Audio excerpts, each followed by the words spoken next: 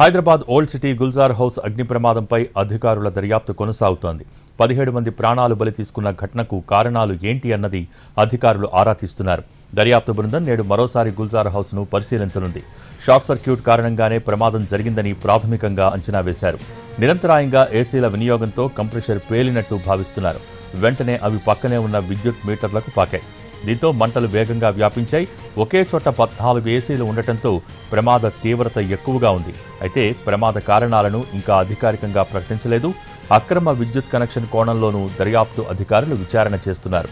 2 రోజుల క్రితం గుల్జార్ హౌస్లో జరిగిన ప్రమాదంలో 17 మంది ప్రాణాలు కోల్పోయారు.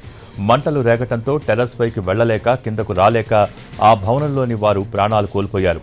పొగ కారణంగానే అంతమంది చనిపోయారని తేలింది.